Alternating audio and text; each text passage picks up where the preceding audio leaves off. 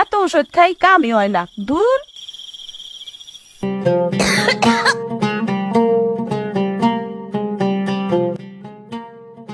এইটা 8 ঘন্টা পর পর একটা করে খাবেন। ওষুধ কই পাইছো তুমি? ডাক্তারের কাছেও তো গেল না। যা লাগবে কে? ওষুধ তো ছিল এই বাসায়, 2 দিন খাইছিলাম, পরে ঠিক হয়ে গেছিল, আর খাইনি। এখন অনেকটি আছে, অনেকদিন খাওয়া যাবে না। দেখি। উমা, এত আগের অ্যান্টিবায়োটিক এখনো খাইতেছো তুমি? এই অ্যান্টিবায়োটিক ডাক্তারের পরামর্শ ছাড়া খেতে হয় না বাবা। পরামর্শ তো 1 মাস আগে করছিলাম। যে সময়ের জন্য দেয় তাও সময়ের মধ্যেই শেষ করতে হবে, না তো সেই ওষুধ পরে আর শরীরে কাজ করবে না, উল্টো রোগ প্রতিরোধের ক্ষমতা কমে যায়। ও তো থাক, তোর মায়ের দিয়ে দিবানি। আমরে দিবা কেন? তোর মায়ের তো সর্দি কাশি লাগেই তাই।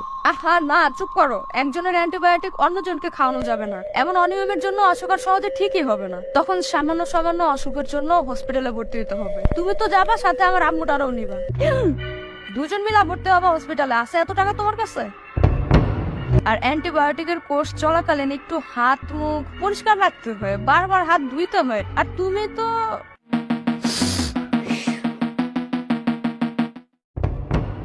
ওইসে চুপ থাক, ডাক্তার দেখাই খাবানি। হসপিটালের সব টাকা খরচ করতে না চাইলে ডক্টরের পরামর্শ অনুযায়ী অ্যান্টিবায়োটিক সেবন করুন। সুস্থ থাকুন।